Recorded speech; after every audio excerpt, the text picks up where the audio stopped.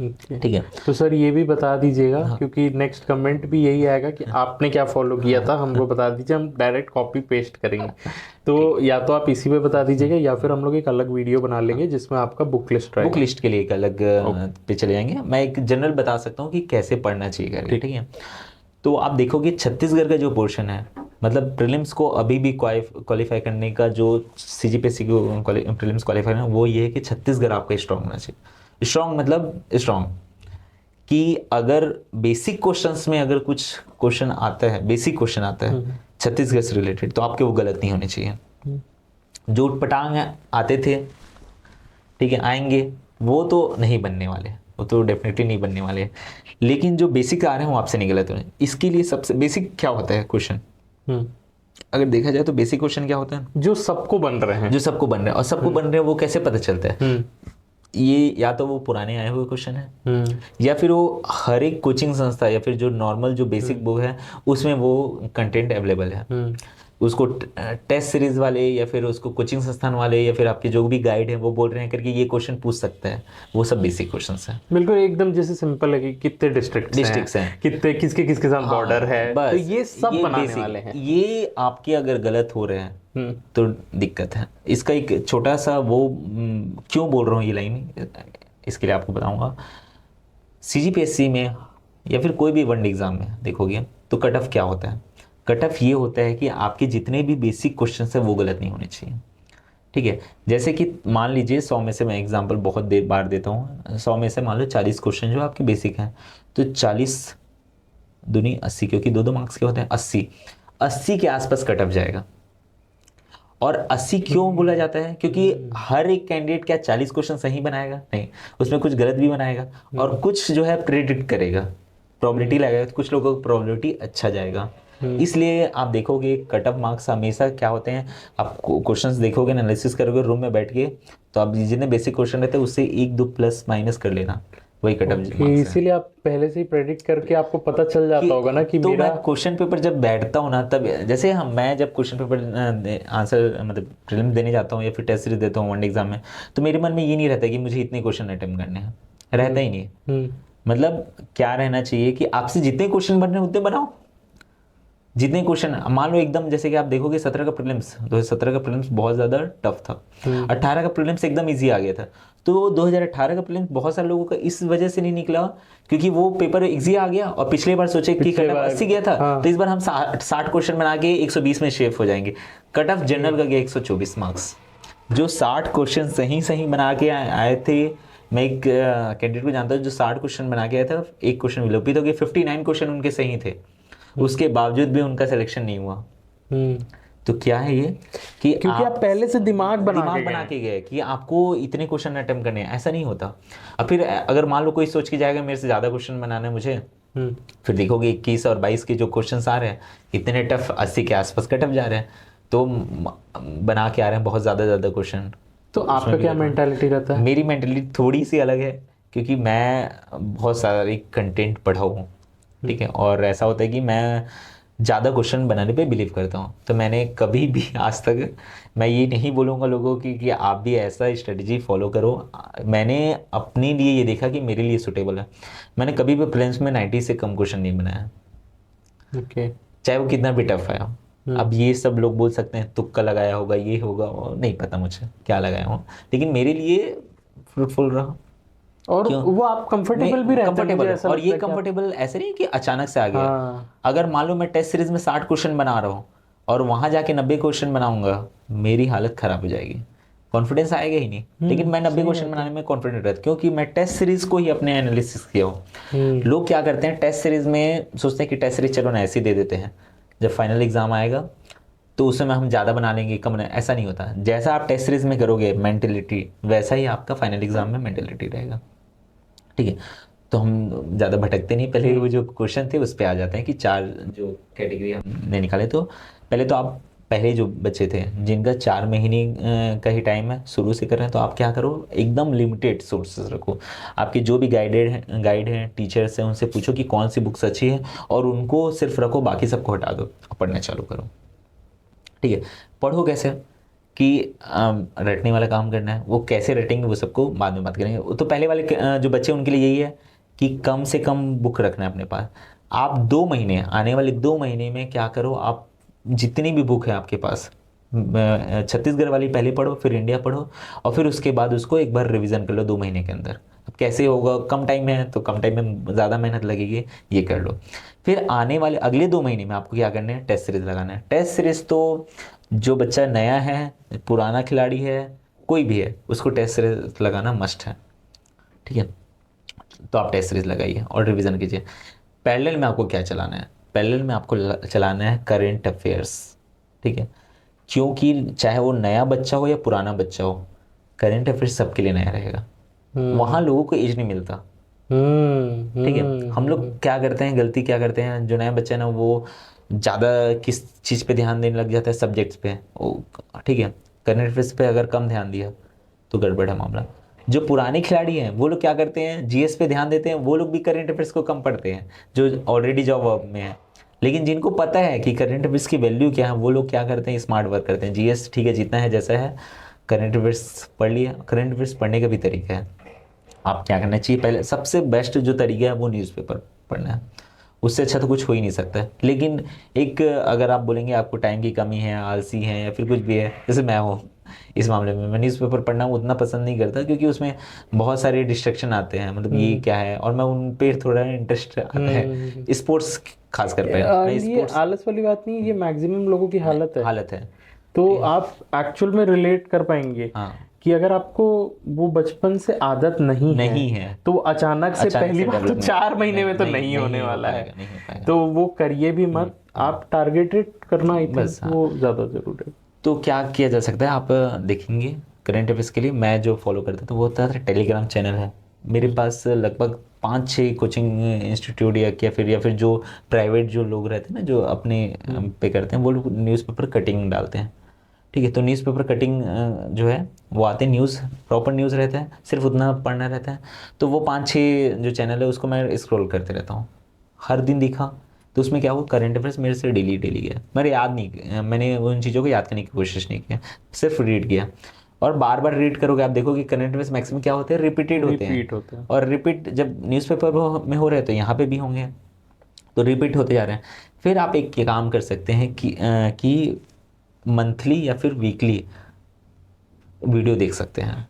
बहुत सारे YouTube channel में है कि उसमें एकदम समरी के टाइप का बताया जाएगा। बिलासपुर एस अकेडमी, वहाँ पे भी देखोगे, हमारी जो कोचिंग संस्था है वहाँ पे भी हर हफ्ते में यूट्यूब में वीडियो डलता है। उसमें क्या है, करंट अफेयर्स आप देखे हो, फिर क्या करिए, आप सुन लिए, देखिए पहले सुन लिए। जब करंट अफेयर्स मतलब जब एकदम पास आ गया एग्ज़ाम, तो आप क्या कर लो, कोई भी कोचिंग इंस्टीट्यूट का 2-3 पॉपुलर जो कोचिंग संस्थान है उसका क्या कर लो, आप लोग करंट अफेयर्स मैगजीन ले लीजिए। तो वो तीसरा रिवीजन हो जाएगा, और करंट अफेयर्स जो है वो आपको बर्डन नहीं पड़ेगा। आपने मान लो साल भर नहीं पढ़ा है और सीधा एग्ज़ाम से 10 दिन पहले आप मैगजीन लेके आएंगे, तो वो चीज़ें रिकॉल नहीं होने वाली।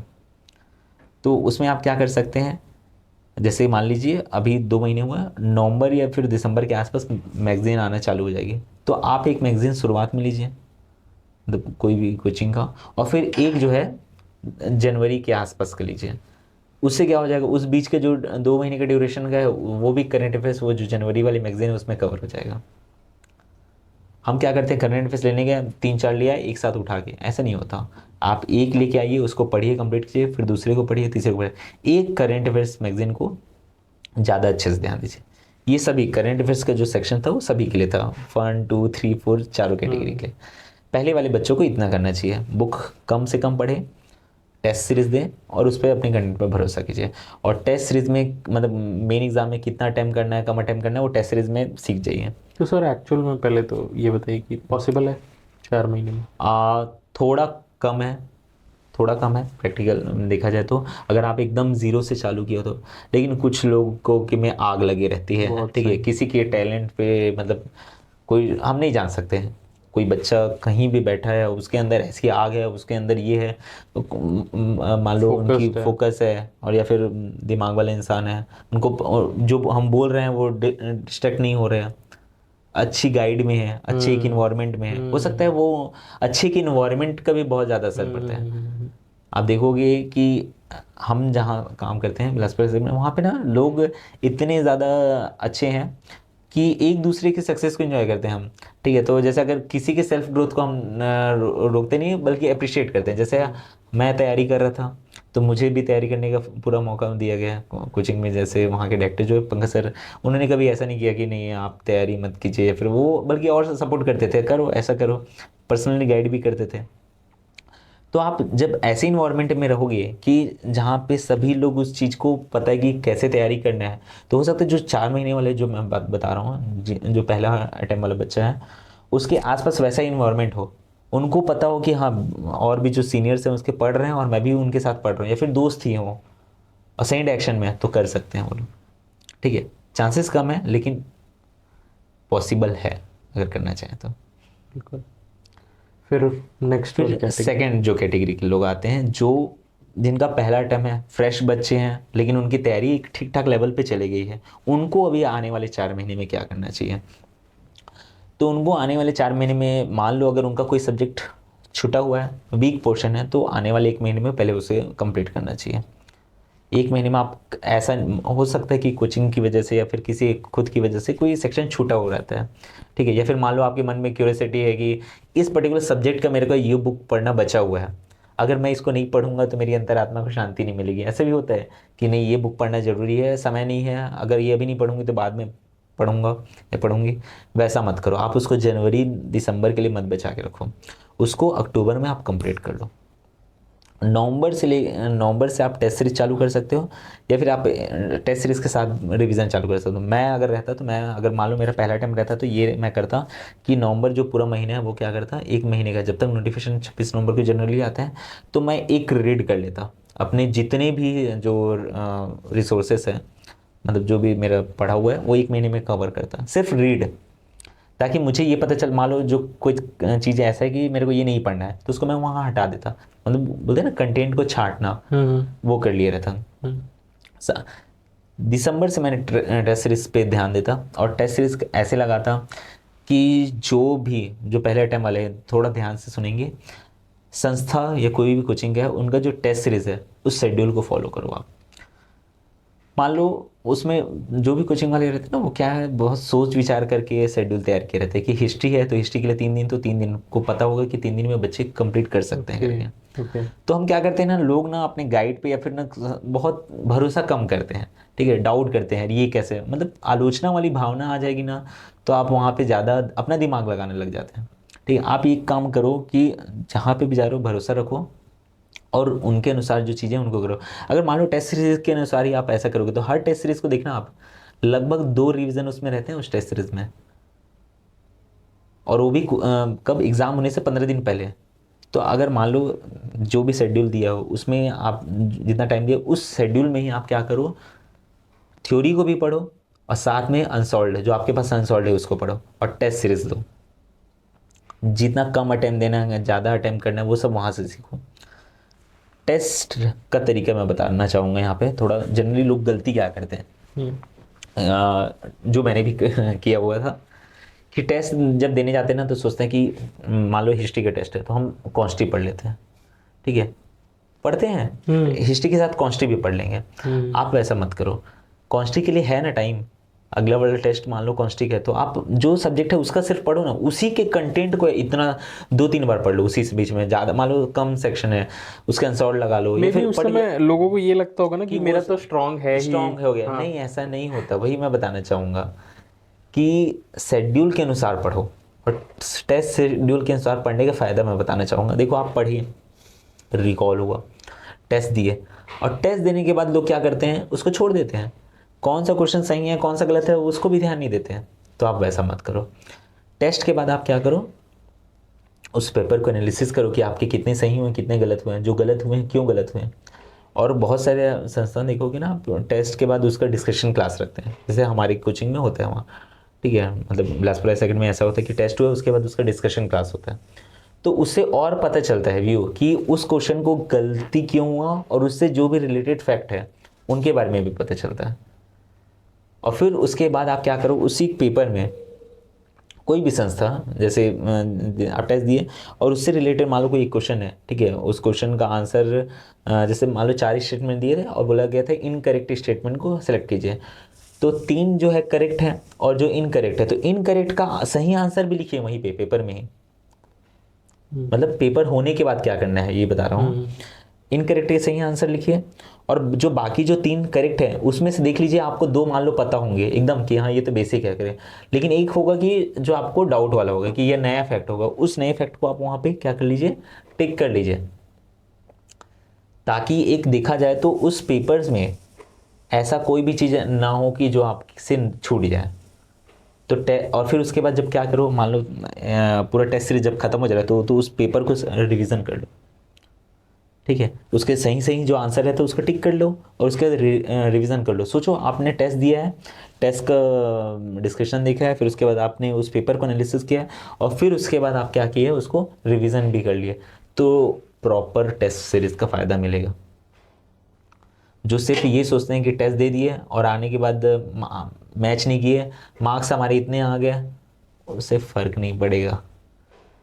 आप हो सकता है उस पेपर में कुछ नया जो होगा ना, आप उसको मिस कर दिए होंगे। जैसे पिछले बार एक क्वेश्चन था, एग्जैक्टली याद नहीं आ रहा है, माधव पर्वत ऐसे करके कुछ क्वेश्चन था, याद नहीं आ रहा मुझे, करंट अफेयर्स का क्वेश्चन था।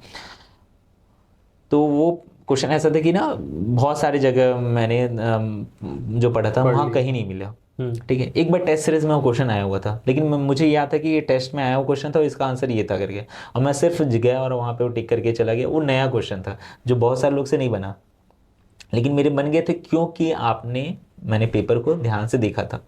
तो यही बोल रहा हूँ, कोचिंग वाले जो रहते हैं ना वो सोच क्या रहते हैं, ठीक है, कि ये करंट अफेयर्स में चल रहा है तो शायद ये सही ये क्वेश्चन पूछ सकता है। मैं बार बार कोचिंग को इसलिए बोलना चाहूँगा क्योंकि मैं उस संस्था से जुड़ा हूँ, तो ना मुझे पता है कि कोचिंग वालों का इंपॉर्टेंस क्या है, और आप क्वेश्चंस भी बनाते हैं। ओके, ठीक है, तो हम समझते हैं। तो ये आप कोचिंग क्लास के लिए करो या ना करो, मैं ये नहीं बोलूँगा क्लास के लिए करना ज़रूरी है, लेकिन आप टेस्ट सीरीज़ तो ज़रूर लगाओ, ठीक है। और टेस्ट सीरीज़ ऑनलाइन जो देते हैं उनके लिए अच्छा है, जिनके पास सोर्सेस नहीं है या जाने की व्यवस्था नहीं है, लेकिन जो बच्चे कंफर्टेबल हैं और जिनके पास सभी सुविधाएं, तो वो ऑफलाइन जाके टेस्ट दे, गोला भरे खुद से, एकदम बेसिक चीज़ें करें, ठीक है। तो फर्स्ट अटैम्प्ट वालों को यही करना चाहिए। ओके। फिर उसके बाद थर्ड कैटेगरी में आते हैं जो बच्चे ऑलरेडी प्रीलिम्स बहुत बार दिए हैं, कुछ मार्क्स से चूक जा रहे हैं या फिर कुछ भी। तो मुझे लगता है ना कि आप अपने एक बार जो सिलेक्टेड कैंडिडेट है या फिर जो आपके गाइड है उससे एक बार अपने जो सोर्सेस है उसको चेक करवाइए, कि हो सकता है आप गलत कंटेंट पढ़ रहे हो या फिर गलत बुक पे पढ़ रहे हो या फिर आपकी स्ट्रेटजी गलत हो। ऐसा भी हो सकता है कि सही बुक के साथ भी आपने क्या है स्ट्रेटजी सही नहीं अपनाई है। तो मैं जो यहाँ स्ट्रेटजी बताने वाला हूँ वो ज़रूरी नहीं सबके लिए सही हो, कोई भी हो सकते हैं, गाइड हो सकते हैं आपकी कोई। और मैं जहाँ तक मुझे लगता है अगर ऐसा कोई भी इंसान अगर होगा, मैं आपको बताऊँगा आपके माध्यम से। अगर मान लीजिए कोई भी ऐसा छत्तीसगढ़ में है और जिसको स्ट्रेटजी वाइज अगर कुछ गड़बड़ है, ठीक है, कि उसको, तो मैं आपके मंच के माध्यम से मैं बोलूँगा उनको ज़रूर हेल्प करना चाहूँगा स्ट्रेटेजी की वाइज से, ठीक है, कि आप ऐसा पढ़िए। पढ़ना तो आपको है, क्योंकि मैं जहाँ तक देख पाता हूँ ना, जो मल्टीपल अटेम्प्ट्स दे रहे हैं और जो सक्सेस नहीं, मतलब प्रीलिम्स को क्वालिफाई नहीं कर पाए, उनके में कुछ कमी नहीं है। वो मेहनत अगर कर रहे हैं, मेहनत भी कर रहे हैं, सब भी कर रहे हैं, कंटेंट भी उनके पास वही है, तो उनकी स्ट्रेटेजी में कुछ गड़बड़ है। और स्ट्रेटेजी में क्या गड़बड़ है वो यहाँ पे बैठे बैठे हम पूरे सभी बच्चों को नहीं बता सकते, उनके लिए अलग चीज़ है। जो बेसिक करना चाहिए फिर भी मैं बताना चाहूँ, जो अगर मान लो आप ये गलतियाँ कर रहे हो तो आप उसको मत कीजिए। पहली बात, आपके पास एक ही सब्जेक्ट के बहुत सारे नोट्स हैं, मतलब बहुत सारे वो हैं बुक्स हैं, तो वैसा मत कीजिए। अगर हैं भी तो ऐसा कीजिए, जैसे मान लीजिए मेरे पास छत्तीसगढ़ के आपको बता रहा हूँ लगभग 2-3 बुक हैं, और ऐसा नहीं कि कोई बुक गलत है। मैं क्या करता हूँ, लेकिन एक बुक जो है मैं उसको पूरा पढ़ता हूँ और उस बुक को हमेशा पहली बार रिवीजन करता हूँ, ठीक है, और पूरा पढ़ना है तो मतलब कि उस बुक से अगर आए तो छूटे ना। जब वो लगता है नहीं कि हाँ ये ठीक ठाक रिवीजन हो चुका है, तो फिर दूसरी बुक पे जाता हूँ, फिर उसके बाद अगर वो भी लगता है तो तीसरी बुक पे, अगर मैं 3 बुक पढ़ रहा हूँ तो। लेकिन लोग क्या करते हैं, 3 बुक है उनके पास, तीनों पे इक्वल ध्यान देंगे, तो आपके तीनों में से कुछ याद नहीं होगा। पहले आप एक बुक पकड़ो, और उसमें ज़्यादा से ज़्यादा जो चीज़ें कवर की गई है वो सबको याद करो, ठीक है, तब आप दूसरी बुक पे जाओ। लेकिन अगर आप इक्वली नहीं ध्यान दिया जा सकता है तो एक ये गलती करते हैं मल्टीपल बुक्स का। दूसरा टेस्ट सीरीज़, मतलब मुझे लगता है जो यहाँ के बच्चे जो है ना, टेस्ट सीरीज़ को देने का उनका तरीका सही नहीं लगता। आप टाइम पे नहीं जाएंगे, मान लो 2 घंटे का टेस्ट है तो 1 घंटे में टेस्ट दोगे, बिना पढ़े जाओगे, ठीक है, सोचोगे अरे ठीक है ना दे देते हैं, ये सब एटीट्यूड नहीं आएगा। जो टेस्ट में करोगे ना वही आप फाइनल एग्ज़ाम में भी करने वाले हो। तो टेस्ट सीरीज़ का जो मैंने तरीका बताया था उसको किया जा सकता है। फिर जो जो तीसरी गलती है कि ना लोगों को भरोसा ही नहीं होता है कंटेंट पे,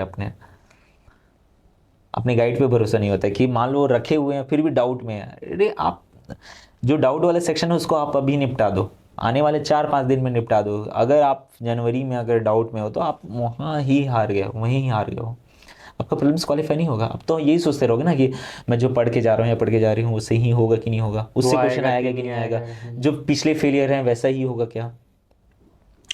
चौथा चीज़ जो बहुत ज़्यादा ना प्रिडिक्टेबल हो जाते हैं बच्चे, इस सेक्शन से ज़्यादा क्वेश्चन आएगा, ठीक है, कट ऑफ इतना जाएगा, ठीक है, पेपर होगा नहीं होगा, मॉडल आंसर कैसा रहेगा, मतलब जो हमारे हाथ में नहीं है ना उस पर ज़्यादा ध्यान देने लग जाते हैं। ये डिस्ट्रैक्शन बोल सकते हैं इसको, किसी भी रूप में हो सकता है डिस्ट्रैक्शन। जैसे अभी लोग बोल रहे हैं नोटिफिकेशन आचार संहिता के पहले आएगा, आचार संहिता के बाद आएगा। क्या करना आपको, फरवरी में एग्ज़ाम होगा, जहाँ तक संभावना बनती है, हर बार होती है, तो फरवरी में एग्ज़ाम, नोटिफिकेशन पहले आने से या बाद में आने से क्या होगा, एग्ज़ाम तो होगा। तो ये अननेसेसरी है। कट ऑफ कितना जाएगा, पिछले बार ये मॉडल आंसर गलत दे दिया था, इस बार भी दे देगा आपका वो, ठीक है। आप सोचिए, एक समय सोचिए जब खाली समय है, तो अब खाली समय नहीं है आपके पास, 4 महीने हैं, तो आपके पास ये समय नहीं है कि आप ये सब चीज़ के बारे में सोचो। ये गलतियां हैं। क्या करना चाहिए, तो पहली बात तो ईमानदारी से पढ़ाई करना चाहिए। आपका एग्ज़ाम पास में है, आपका क्वालिफाई नहीं हुआ है, ये आपको पता होना चाहिए कि हाँ मुझे इस बार बेटर करना है। कट ऑफ के आसपास मार्क्स लाने की कोशिश नहीं करनी है। अगर आपके मल्टीपल अटेम्प्ट्स हो गए हैं और प्रीलिम्स क्वालिफाई नहीं हो पा रहे हैं तो मतलब ये है कि आप, हो सकता है कि आप कट ऑफ के आसपास मार्क्स लाने की कोशिश कर रहे हैं। आप ऐसे कोशिश कीजिए ना, बहुत मेहनत कर दीजिए कि आपका प्रीलिम्स रुके ही ना। जैसे कि बताना चाहूँगा 2019 में जो मेरा प्रीलिम्स रुका था, उसके बाद 2020 में मैं बहुत ज़्यादा पढ़ा था। मतलब ऐसा हो गया था कि मेरे पास जितने भी सोर्सेज था उसको तो पढ़ा ही था, मैं अपने बेसिक सोर्सेज को कभी नहीं छोड़ता। उसके अलावा मैंने और सोर्सेज से इंक्रीज़ कर दिया था कि हाँ घटना चक्र जो भी कंटेंट है वो सबको और पढ़ दिया था। तो मेरे मार्क्स क्या हुआ, कट ऑफ से बहुत ज़्यादा, लगभग 20-25 नंबर ज़्यादा थे कट ऑफ से। तो फिर उसके बाद अगले जो अटैम्प्ट दिए उसमें भी ऐसा ही हो गया। क्यों? क्योंकि मैंने एक बार मेहनत कर चुका था, मैं मेहनत कर चुका था, समझ गया था कि कहाँ और मार्क्स गेन किया जा सकता है, तो वो फिर आने वाले अटैम्प्ट में भी वो काम है।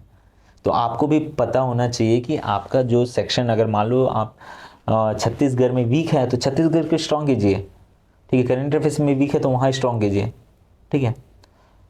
बेसिक क्वेश्चन के अलावा, मान लो बेसिक आपके क्वेश्चन गलत ही नहीं होते हैं और जो एडवांस लेवल के क्वेश्चन है उसके लिए अगर आप मेहनत कर दिए तो आपके मार्क्स कट ऑफ के आसपास नहीं रहेंगे, उससे ज़्यादा ही रहेंगे, ताकि मॉडल आंसर आने के बाद आपके मन में ये ना रहे कि अमेंड होने के बाद मेरा ऐसा हो जाएगा ना तो मैं शायद क्वालिफाई कर दूंगा, ठीक है। अमेंड होने के बाद 3 नंबर बढ़ जाएगा तो मैं क्वालिफाई कर दूंगा, तो वो डाउट नहीं आना चाहिए। अगर वो डाउट होता है तो मेंस की तैयारी में दिक्कत जाएगा और फिर उसके बाद अल्टीमेट देखोगे तो मेंस के मार्क्स में कमी आएगा, तो हो सकता है आप सिलेक्ट ना हो मेंस के लिए, या फिर इंटरव्यू के लिए कि मतलब मेंस में जब क्वालिफाई हो तो आपके मार्क्स कम हो मेंस में। अच्छा। फिर उसके बाद जो चौथे और लास्ट जो लोग आते हैं, जो प्रो खिलाड़ी होते हैं, उनको ज़्यादा कुछ बताने की आवश्यकता नहीं है, बस उनको ये बोलूँगा कि प्रीलिम्स नया होता है हर बार, ठीक है। मैं अब बताना चाहूँगा कि 2019 में मैंने क्या गलतियाँ की थी जिसकी वजह से मेरा प्रीलिम्स क्वालिफाई नहीं हुआ था करके। आपका 17 में हुआ था, आपका 18 में हुआ था, 19 में नहीं हुआ, 20 में हुआ, 21 में हुआ, 22 में हुआ, ठीक है। तो 19 में क्यों नहीं हो पाया, मैं बता रहा हूँ गलतियाँ मैंने क्या क्या की थी, शुरू से बताऊँगा।